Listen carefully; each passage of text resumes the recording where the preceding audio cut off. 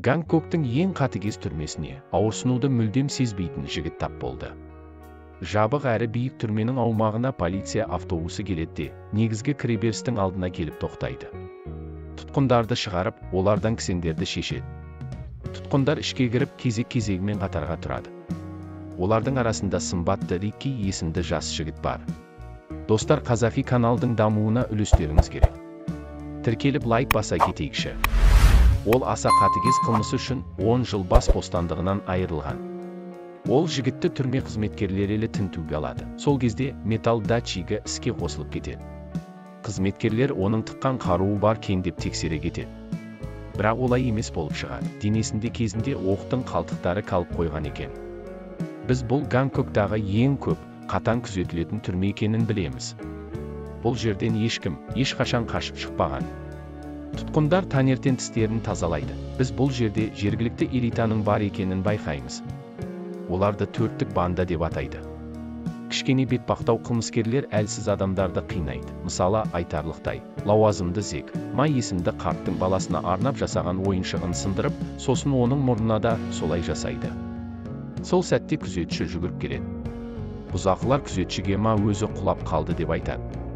Бірақ есеп өзін күттірмейді. Арсыз сотталушыға біреу аяғын қойып, сынған ойыншықтың өткір шегелеріне бетімен құлап түседі. Оны Рикки жасады. Олар Риккиді жазалағылары келеді. Оның ессіз көздерін көргенде бәрі бірден қашып кетеді. Арсыз сотталушыға таңғы ас әкеліп береді. Есеп айыру үшін өзінің Айдахар есімді адамын жіберуді шешеді. Солай күзетшіден ертең ол изолятордан шығатынын біліп алады. Біз жында Айдахардың семіз, тақырбас ессіз адам екенін көреміз. Ал Қартманың уақытынан бұрын босатылуынан бас тартыпты. Ол өте жабырқаулы, отбасымен жолығам деп қатты сеніп еді.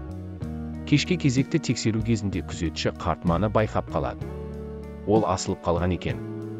Осындай көріністі көрген күзетші баспалдақтан құлап түседі. Тұтқындар бір қорқынышты оқиғаны талқылап кетеді. Күзетшілер Қартманың денесін алып кетіп бара жатыр, соны Рикки көріп. Кісенін шешіп қолына ағаш паровозын ұстатады да ашуға салынып кетеді. Келесі күні Рикки душ қабылдап жатқанда оған әлгі арсыз сотталушы жақындайды. Сол мезетте Айдахарда кіріп келеді. Келіп бір соғып қабырғаға ұшырып жібереді. Рикки орнынан тұра салып, Айдахарға жақсы соққы беріп құлатып, екіншісінде жазасын беріп кетеді. Күзетшілер келіп алып кетеді. Сол кезде алдынан Оскар есімді қатыгез банда алдынан шығады. Ол төрттік бандадың мүшесі. Келесі күні түрме директоры Риккиді шақыртып алады да оның қызының суретін көрсетеді. Рикки суретті ала бергенде бетін тырнап алады. Оған ашуға салынған жігіт столды бір ұрып сындырып, бәрін жан-жаққа ұшырады. Келесі күні директор Оскарды шақыртып алып, Риккиді жазалауын өтінеді. Және оған пышақ пен улы газды береді. Оскар оған келісіп, далада Риккиді тауып алып оған қарсы шығады. Екеуі төбелесе кетеді. Оскар Риккиге бір-екі соққы беріп көзін газ сеуіп жібереді. Көзі көрмей таяқ жейді. Бірақ жерден кішігірім су құбырып тауып, көзін шайып алып, төбелесті жалғастырады. Рикки жеңіп шығады. Рикки сыртта Алан есімді жігітті көреді. Ол жылап отырады. Қасына барса, ол сөйлей алмайтын жігіт екен. Рикки музыкалық аспаппен ойнап көңілін көтеріп, сыйлық ретінде аспабын беріп кетеді. Төрттік банда Аланға пышақты ұстатады. Риккиді өлтіруге. Ол бас тартады. Сол үшін Аланды өлтіреді. Тұтқындар Аланның денесін даладан көріп қалып шулап жатады. Рикки ашуға салынады. Рикки жапырақты ұстап тұрып көп ойланады. Сол сәтте директор өзінің адамдарымен сөйлесіп тұрады. Және далада өрт пайда болады. Сөйтсе, Рикки барлық парниктерді өртеп жіберіпті. Ал парникте апиындар өсе екен. Үштіктің ең мықтысы Риккиге шабуылдайды да, Риккиге күшті соққы береді. Тұтқындар бәрі төбелесті тамашалауға сыртқа шығады. Үштік толықтай далаға шығып, Риккиді соққыға алады. Дабыл соғып, барлығы қашып ішке кіреді. Түнде Риккидің торына цемент құяды. Риккиді ұстап алып, торға байлап қояды. Келесі күні түрмені басқарып отырған адам келеді. Оның келуін бары күтеді. Онымен бірге баласы да келеді. Бастығы ішке кіріп, барлық апиын жойылғанын естіп, дүрегін ұстап қалады. Біраз уақыттан кейін Риккиге келеді.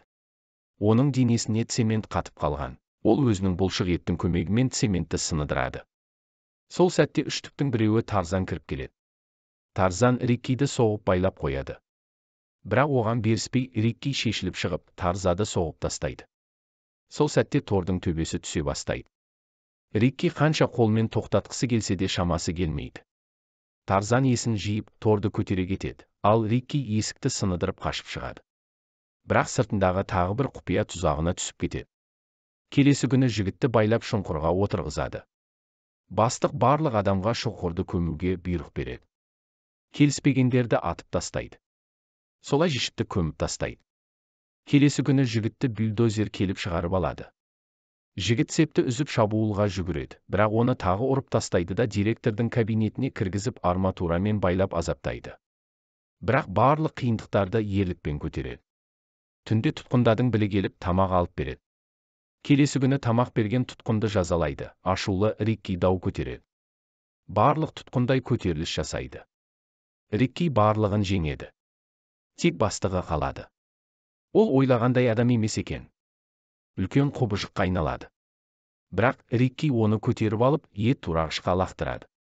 Рикки бүліктің арасынан шығып, қабырғаны ұрып сындырады. Достар, каналға жазылып, қоңыраушаны басып қояйық. Келесіде кездескенше.